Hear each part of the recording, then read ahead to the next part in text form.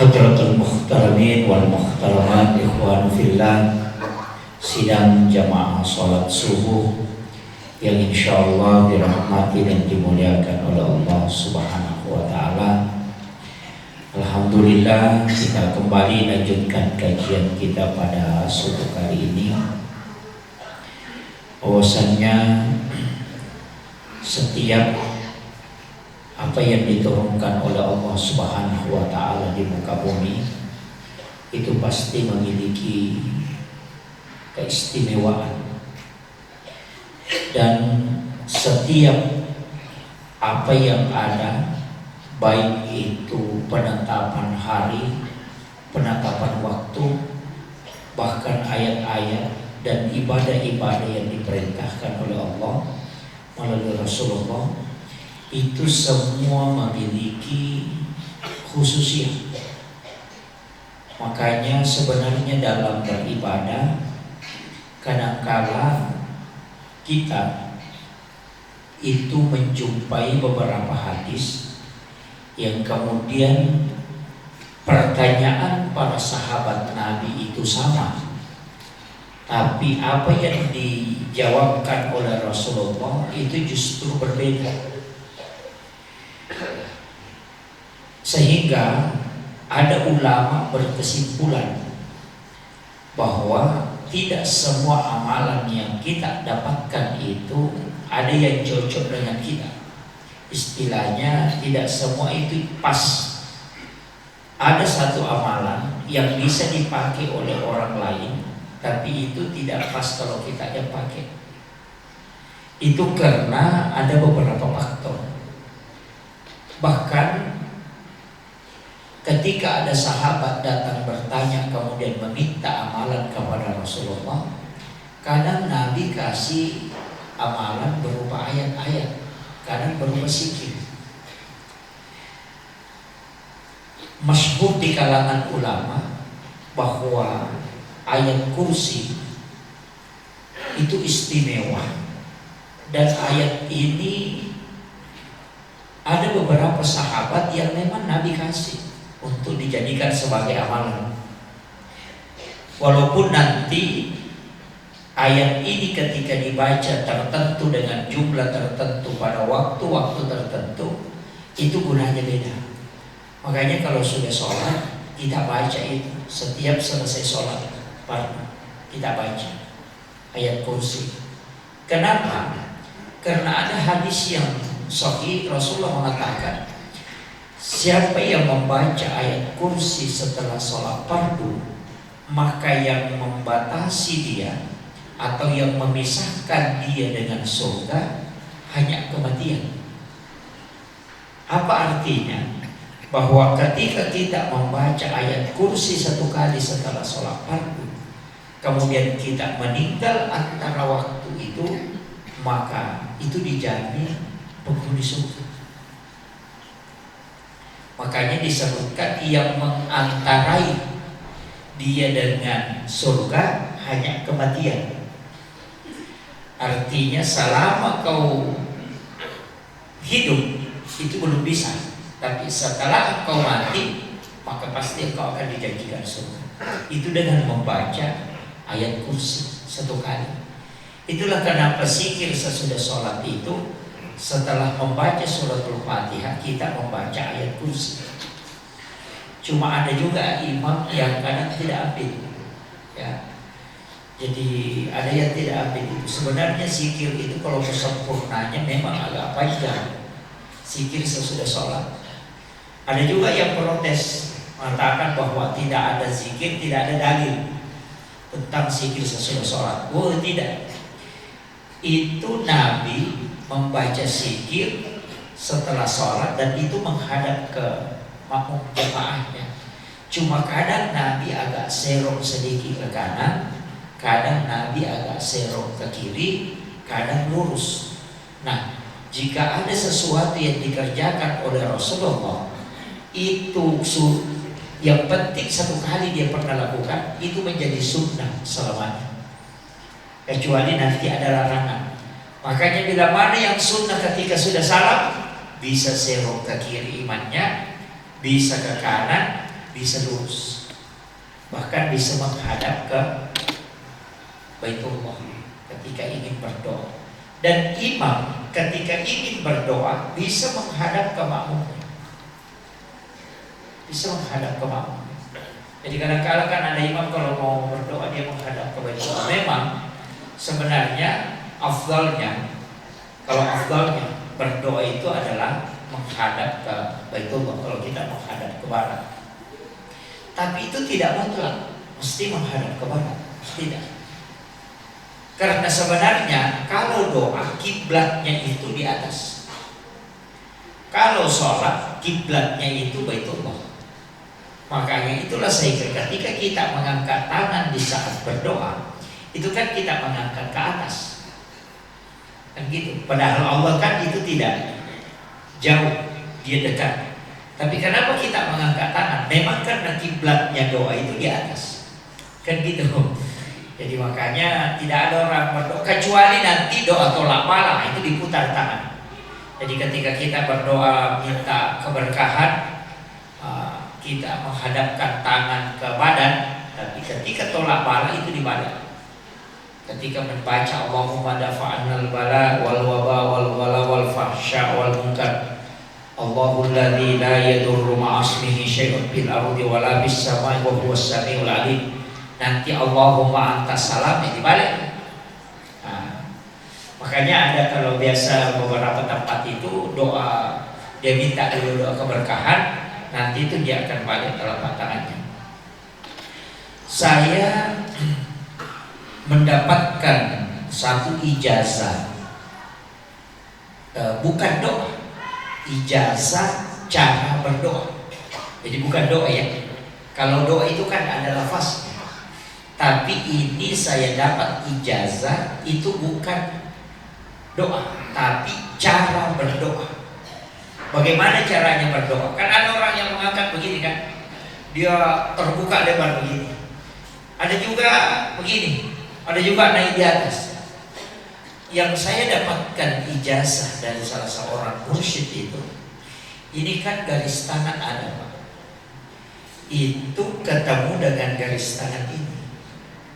Itu garis tangan itu dikasih lurus, itu kasih ketemu. Pasti juga garis jari-jari tangan itu lurus. Itu keseimbangan. Kemudian jangan diluruskan telapak tangan, jangan juga terlalu dibengkokkan, tapi dia agak melengkung. Itu saya dapat ijazah cara ketika mengangkat tangan. Jadi bukan doa, tapi cara ketika mengangkat tangan. Jadi itu pesannya. Guru kami mengatakan jangan terlalu membuka tanganmu dan jangan terlalu membengkokkan, tapi garis tanganmu itu kasih ketemu. Bahkan kalau kita sudah sholat sunnah musafir itu dituntut begitu. Setelah assalamualaikum warahmatullah, assalamualaikum warahmatullah, jangan sentuh badan. Itu justru mengangkat kedua tangan berhadapan.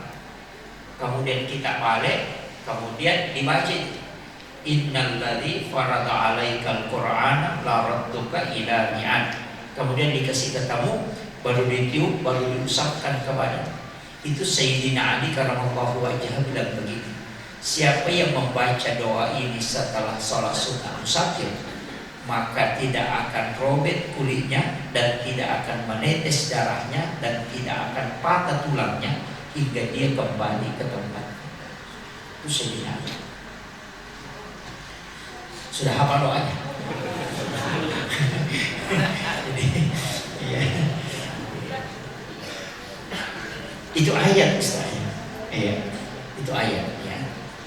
Saya tidak tahu ayat itu berapa. Saya dulu itu dibacakan, ditalakikan langsung 3 kali, langsung hafal.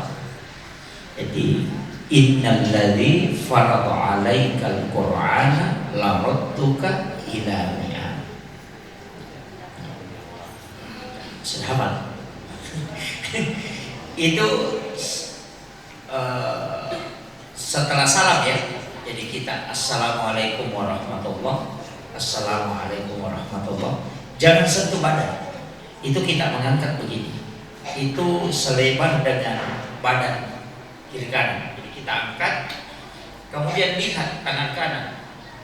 Di situ kita lihat baru kasih ketemu dengan kiri. Jadi innalladzi farada 'alaikal qur'ana laradtuka ila mi'an. Itu beda masuk, selamat jalan dan selamat kembali. Nanti dikasih ketemu itu garisnya, baru tiupkan, baru usapkan kemana.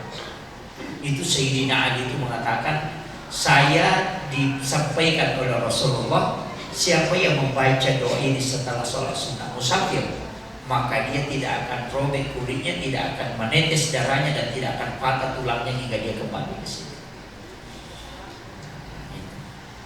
Saya terus terang Pak pernah mengalami satu peristiwa itu di Wajo. Saya diundang ceramah di Masjid Jamiatul Khairiyah, ceramah Maulid. Saya masih naik motor Mio, itu dikasih ember Maulid.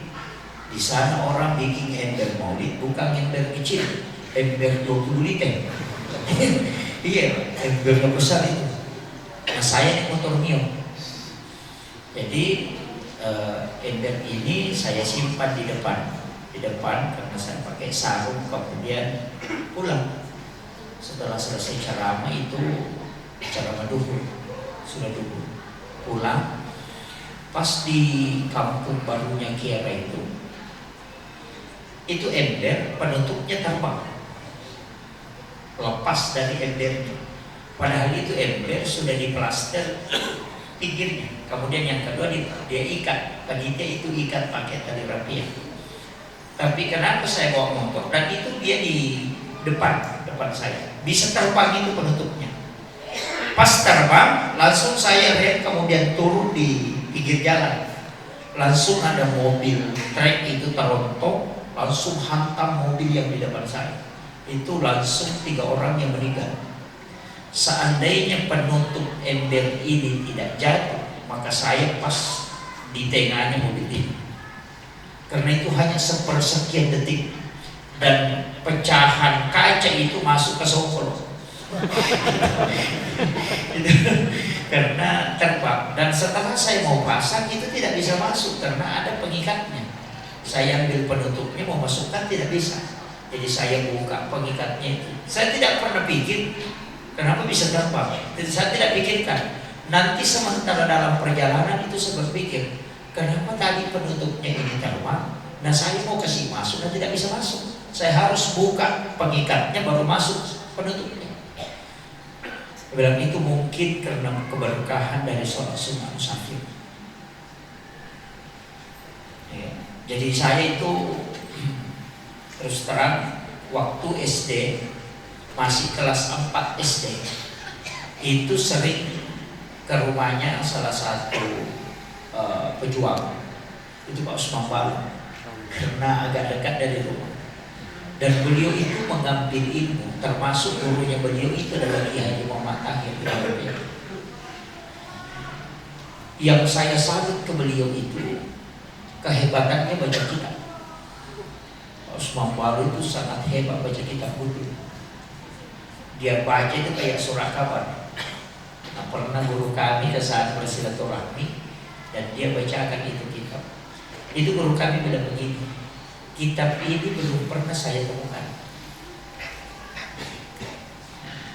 Jadi dia ada istilahnya itu, dia dulu bilang begini, iya nah kita posina ini, kita gitu. Jadi banyak ilmu yang saya dapatkan dari beliau itu hanya cerita-cerita lepas, dan dia itu sangat ringan memberikan ilmunya, dan ilmunya itu tidak sembarang. Dia pakai ada yang sholawat, semua bacaan Quran. Tidak ada pakaian lain yang doa-doa itu. Ada beberapa itu saya pakai sampai hari ini saya pakai, dan itu ilmu beliau. Itu pernah beliau sampaikan begini, ketika ada anjing menggonggong, itu yang kayak kalau ada jin itu kan biasanya kita begitu. Biasanya kalau azan orang itu sebenarnya karena anjing itu melihat ruh yang bergelantungan, mu'allaqun bainas sama'i wal ardh, yang tidak diterima oleh langit dan juga tidak diterima oleh tanah. Maka ruh itu akan selalu berikut oleh arah angin. Ketika orang azan, maka itu akan tergeser, dan itulah yang membuat anjing itu menggonggong. Kalau ada anjing menggonggong begitu, tidak usah kita usir, cukup baca sholawat. Tapi sholawatnya itu diistilahkan orang dulu salawat pokok. Salawat pokok itu hanya katakan begini: Allahumma sholli ala Muhammad wa ala Muhammad. Itu langsung diam itu. Jadi beliau itu yang mengajarkan. Jadi ada beberapa ilmu itu yang beliau sampaikan, dan kadang saya pakai, Pak. Sama kalau ada orang yang tidak mau terkena hipnotis, beliau cuma sampaikan kuncinya cuma satu, salah satu pakai yang muka balik. Itu, iya, itu tidak akan kena hipnotis itu. Apakah baju dalam kau balik atau kos kaki kau balik, tidak akan kena hipnotis. Dia bagaimana caranya orang. Itu pesan beliau. Jadi ilmu-ilmu beliau itu ternyata diambil juga dari para ulama. Ya. Jadi makanya saya sampaikan, ketika kita buka kitab-kitab tentang doa khusus, kebanyakan itu kita dapatkan dari Sayyidina Ali karramallahu wajhah. Kebanyakan kitab-kitab mujarrabat itu sebenarnya banyak yang berdasar dari Sayyidina Ali, termasuk 7 huruf yang tidak terdapat di suratul Fatihah itu kan juga dari Sayyidina Ali. Bahwa cari huruf yang tidak ditulis dalam suratul Fatihah. 7 huruf itu ditulis di kertas, kemudian disimpan di tempat, apakah di kendaraan disimpan atau di mana kalau ada. Tapi jangan disimpan di tempat yang tidak mulia. Artinya diusahakan dia terjaga. Karena orang yang menulis 7 huruf itu kemudian dia meletakkan di suatu tempat, di suatu benda, maka benda itu tidak akan dicuri oleh orang. Itu pesan beliau. Dan itu pesannya Sayyidina Ali. Jadi makanya sebenarnya saya bilang tadi ada beberapa doa, termasuk ayat kursi, Pak, itu dipakai. Cuma sanad bacaannya itu berbeda. Kita kan sering baca Allahu la ilaha illa huwal hayyul qayyum la ta'khudhuhu sinatun wa la nawm lahu ma fis samawati. Baca begitu. Itu dibaca biasa. Padahal ada sanad bacaan itu yang kita mesti singgah. Jadi saya tuh pernah kasih tahu, Allahu la ilaha illa huwal hayyul qayyum, singgah. Itu kan mim, itu bulat begini. Hayyul qayyum kan itu mimnya bulat begini. Kalau kita mau meninggalkan rumah, maka lihat rumah itu, masukkan ke dalam lafaz mim itu.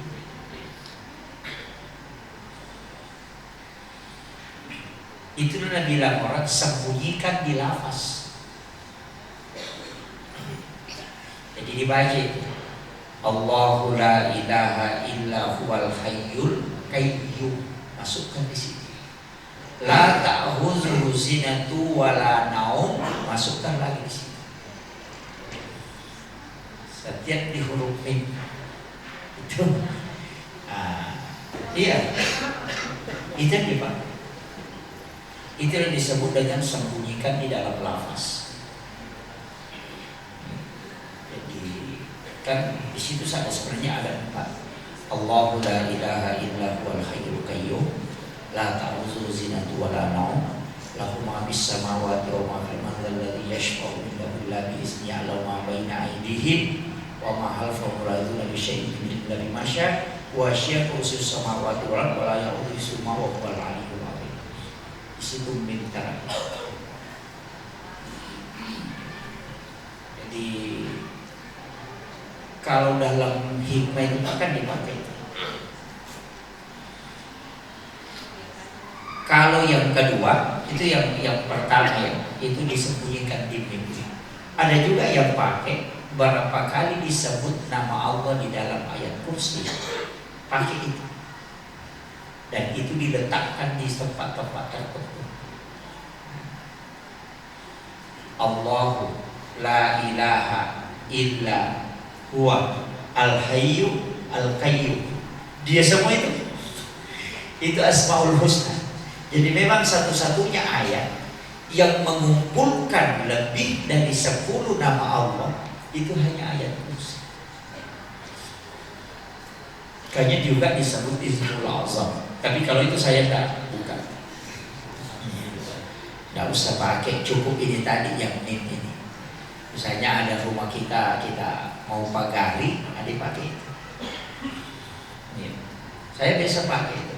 Kalau biasa di pondok, kalau remote TV dulu itu kalau masih pondok yang satu itu, ini belum tak. Kalau saya mau tinggalkan, saya baca itu letakkan remote itu, anak-anak tidak tahu, tidak bisa lihat itu remote-nya. Sebenarnya ada juga yang pakai itu ketika jalan, ya, itu sembunyi di lafaz.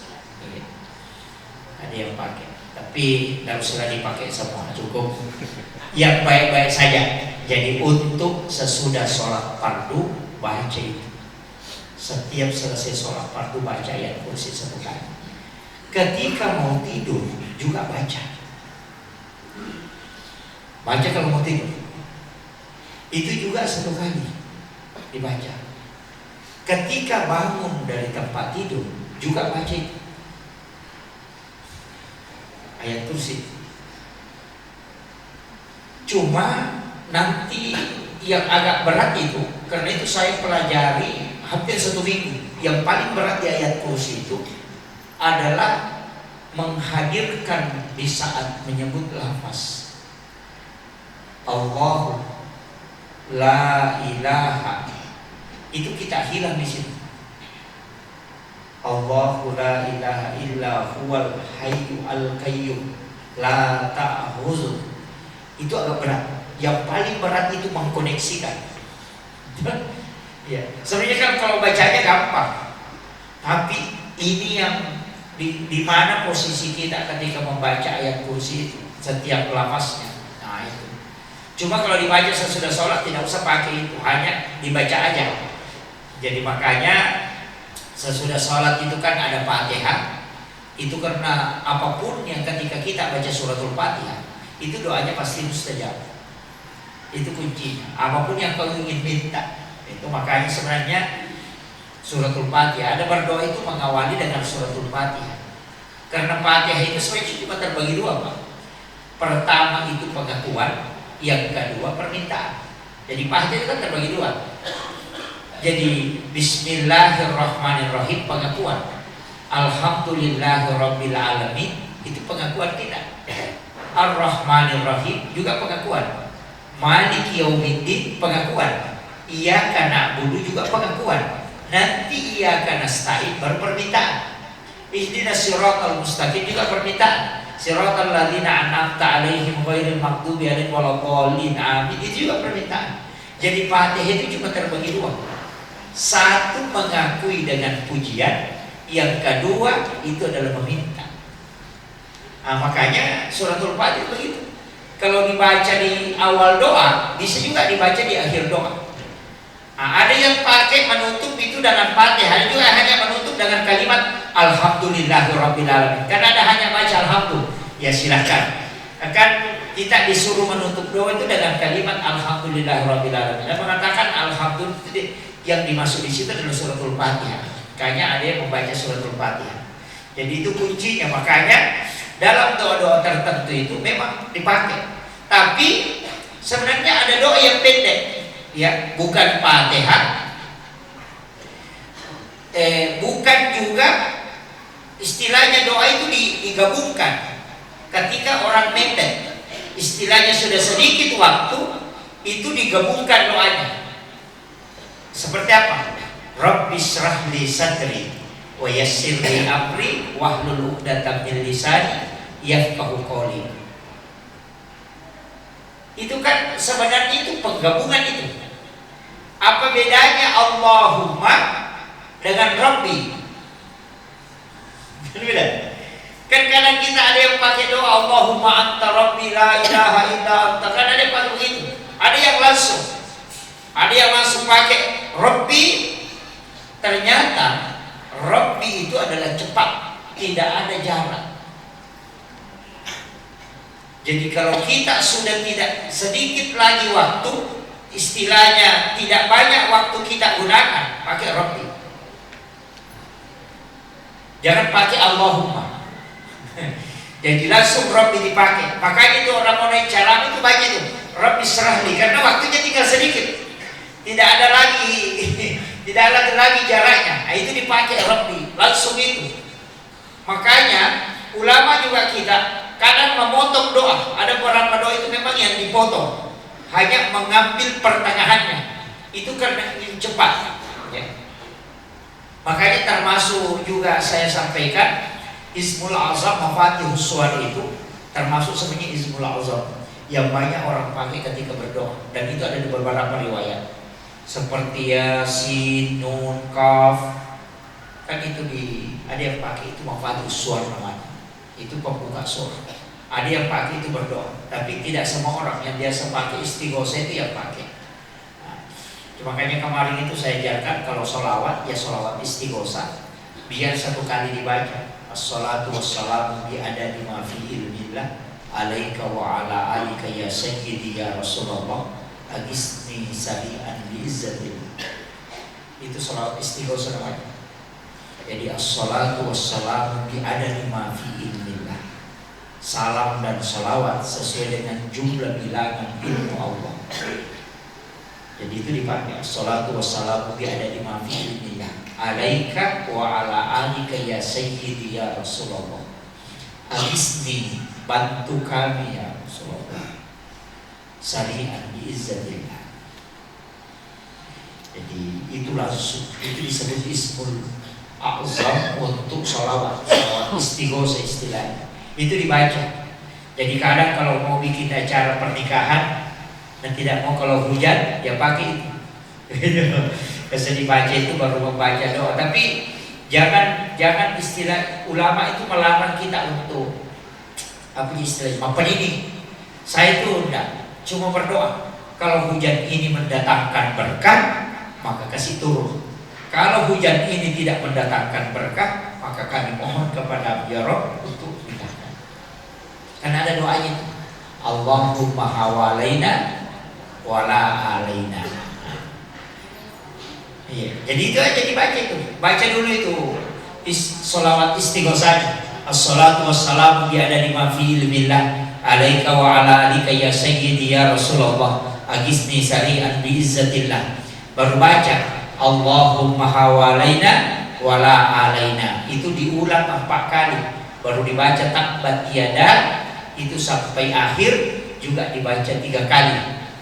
Itu kalau hujannya bawa berkah, dia akan turun. Tapi kalau hujan itu bisa bergeser.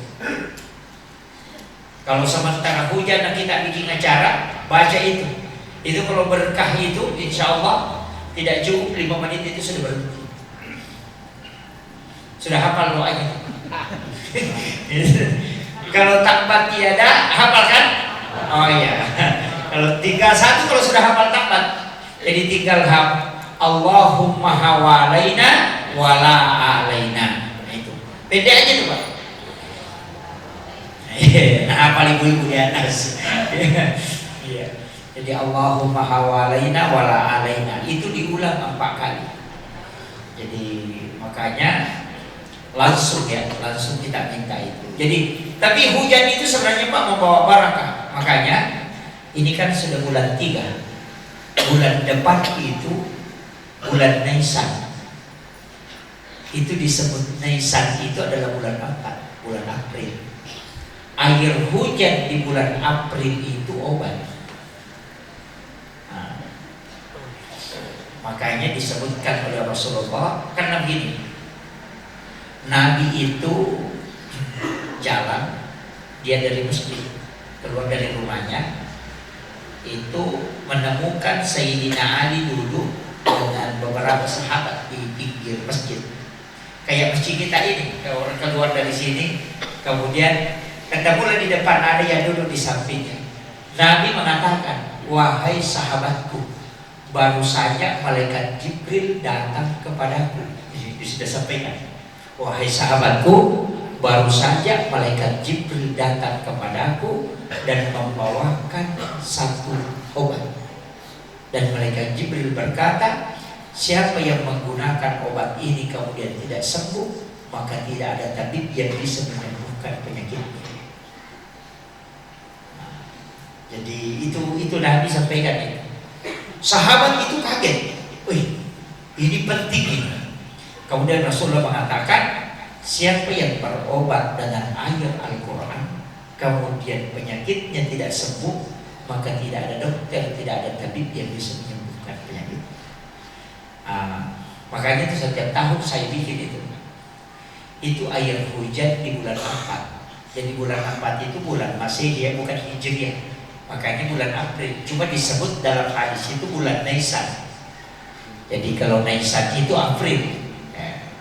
Jadi nanti kalau bulan April ada langsung air hujan, karena pasti hujan. Kalau ada kampung yang tidak turun hujan di bulan 4, akan datang penyakit di situ, penyakit menular. Karena hujan bulan 4 itu membunuh virus. Jadi nanti kalau hujan di bulan 4, ambil kipas kom atau ember yang tidak pernah dipakai, yang baru. Kalau tidak ada yang baru, beli kantong plastik, dibungkus itu ember, supaya nanti air hujannya langsung masuk ke plastiknya, tidak kena embernya, ke baskomnya. Jadi ambil langsung, kemudian tak ada langsung dari langit. Jadi jangan dari ujung atap. Kalau ujung atap itu apalagi kalau dari penyolong, cepat penuh itu. Apalagi kalau hujan kayak tadi itu cepat penuh. Tidak, itu diambil langsung dari langit tanpa perantara.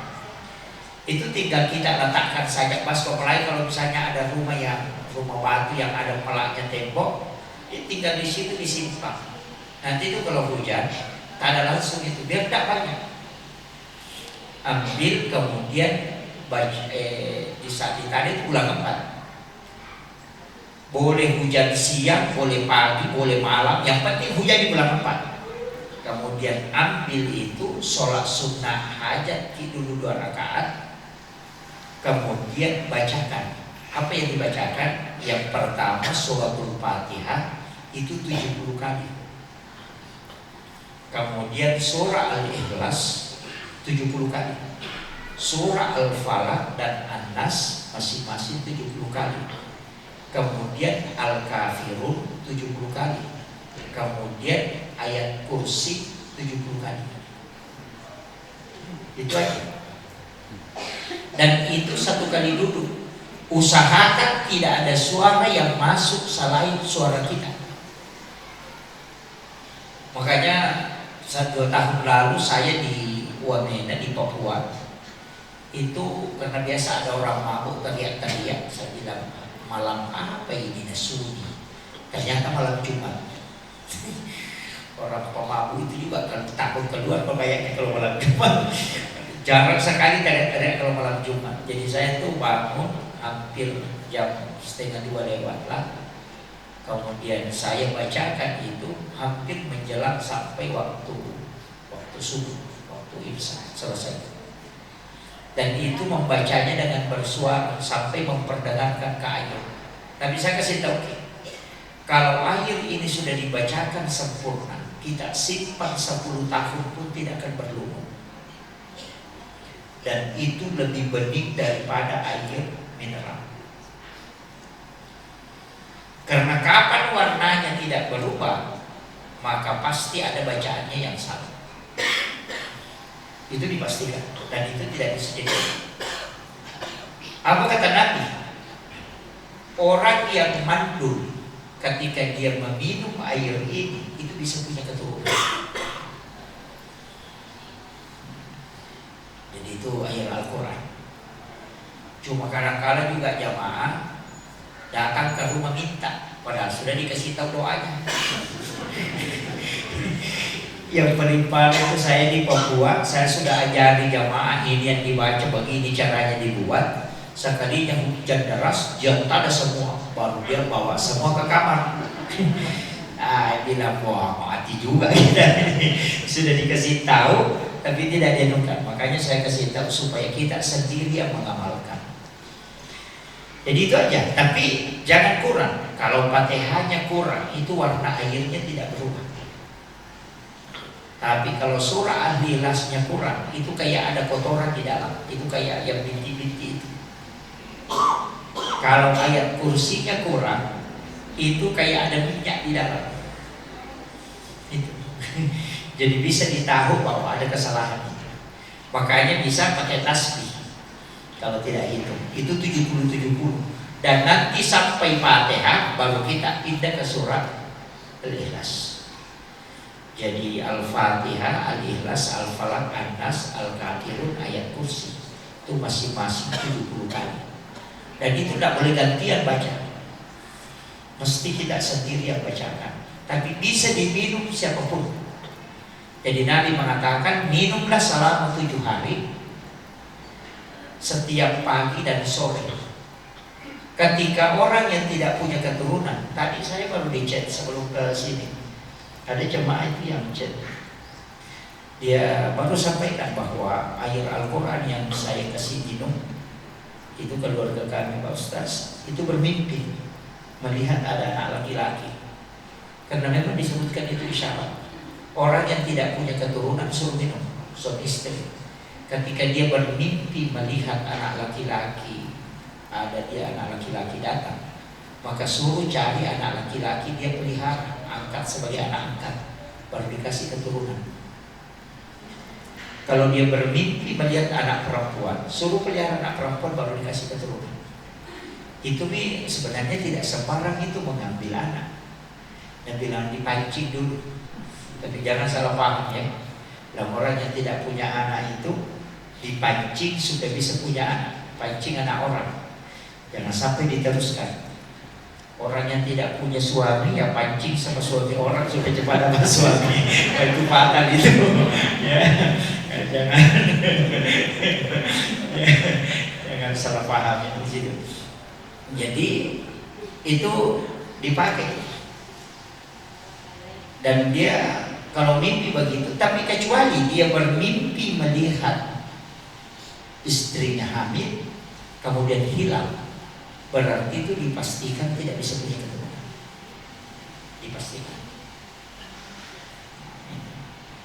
Dan kelebihannya yang kedua, saya minum itu Pak setiap tahun. Karena Nabi katakan, siapa yang meminum air ini selama 7 hari, maka dengan izin Allah dia tidak akan kena penyakit hingga tahun depan. Jadi itu obat bukan untuk orang yang sakit. Itu obat untuk orang sehat supaya dia minum untuk terhindar dari penyakit besar sampai 1 tahun berikutnya. Itu. Makanya kita bikin Pak, gampang sekali itu dibuat, ya, gampang ya. Cuma begitu, jangan dikasih jeda. Jadi mesti dibaca itu sholat sunnah hajat, ambil airnya. Paling bagus itu kita pakai baskom. Pada saat mendoakan, kalau pakai kantong plastik kan enak, nanti airnya mudah dikasih pindah. Karena tinggal kantong plastiknya diangkat, kemudian dibocori baru kasih pindah ke ember atau ke mana yang baru. Kemudian kita sholat sunnah hajat, kemudian doakan. Bisa didoakan di siang hari, bisa di malam hari. Tapi paling aman itu kalau tengah malam. Paling aman. Bilang, waduh saya tidak bisa bacakan Ustaz panjang sekali. Ada juga dalam kitabnya Sayyidina Ali yang ditulis oleh di Kanzun Najah saya lupa judulnya itu. Bukan lupa Sayyidina Ali itu. Dia tidak dibacakan apa-apa. Pokoknya yang penting air hujan di bulan 4 tidak dibacakan apa-apa, langsung diminum. Bagaimana caranya mengambil? Dia harus hujan 3 hari berturut-turut. Hari pertama hujan diambil itu, hari kedua diambil lagi, hari ketiga diambil. Jadi hujannya berdempetan selama 3 hari. Hari pertama, hari kedua, hari ketiga dikumpul air itu, kemudian itu dijadikan obat. Tidak usah didoakan. Kalau itu, cuma itu agak susah. Karena biasa kita tada hari ini, besok hujan tidak ditada nih, ya kan begitu. Makanya dia mengumpul 3 hari. Itu tidak dibacakan apa-apa. Itu di bulan 4 juga. Kalau ini sempat pernah dibahas Buya Rasul. Jadi kalau itu karena memang ada di kitab-kitab. Tapi kalau itu agak berat karena harus mengumpul 3 hari. Karena kita tanah hari ini, besok lagi lupa, atau 2 hari ditanam, besoknya lagi lupa. Nah itu. Jadi itu tinggal dicampur kalau itu. Nah, kalau makanya yang mudah itu aja, tanah yang penting hujan, pokoknya siapkan saja. Ada juga orang yang kasih bar malam, memang baskonya di atas. Nabi bilang simpan saja di situ. Pokoknya kalau 1 bulan baru hujan, 1 bulan baru diambil. Oh itu jangan usahakan, jangan dimasuki air embun. Jangan dimasuki air embun. Jadi itu sebenarnya yang paling aman itu nanti hujan baru kita ambil tempatnya, baru kita tanda langsung. Kalau bukan itu yang dipakai, ada juga sebenarnya pegang gelas, pegang. Kalau hujan, pegang begini, baru bacakan ayat kursi 41 kali. Kalau itu harus dibaca cepat, karena nanti berhenti hujannya, nah belum sampai. Itu jadi masalah. Itu untuk kecerdasan. Tapi syaratnya itu tadi, kalau sudah dibaca 30 kali nah berhenti hujan, tidak bisa dipakai. Tidak bisa, agak susah itu. Iya, dia langsung dibacakan memang. Saya punya guru itu di Sumatera Barat. Saya hampir menangis melihat beliau itu. Di tengah lapangan itu duduk hanya karena membuatkan saya air hujan. Itu karena saya itu butuh betul. Otak itu, otak tumpul juga tidak bisa juga mengingat. Sudah berat masuk pelajaran, jadi saya itu sampai hampir 8 tahun di SD. Untung masih diselamatkan dulu. Masuk ke pesantren saya tidak punya nilai 7 Pak. Hanya nilainya pas, yang penting lulus. Iya, bahkan tidak bisa mengaji sampai kelas 3 SMP, tidak bisa mengaji. Itu hanya dibimbing oleh pimpinan. Tapi ketika didoakan itu mulai terbuka. Makanya saya itu kalau sementara naik motor kemudian hujan, pasti itu kaca helm itu saya buka. Kemudian itu buka mulut, kemudian baca ayat kursi. Karena air yang paling barakah itu dan paling halal itu yang dari langit melalui hujan. Itu yang paling dipastikan paling halal. Tapi yang langsung ya, buka mulut kemudian baca ayat kursi itu, kemudian diminum. Niatkan untuk kecerdasan. Makanya kalau ada orang buntu betul, suruh lakukan itu. Iya. Tapi memang ada yang membuat orang pelupa itu Pak, yang bisa melumpuhkan daya ingat, termasuk orang yang suka makan kepala ikan. Iya. Itu kan otaknya ikan itu yang bergaris-garis hitam itu melumpuhkan daya ingat.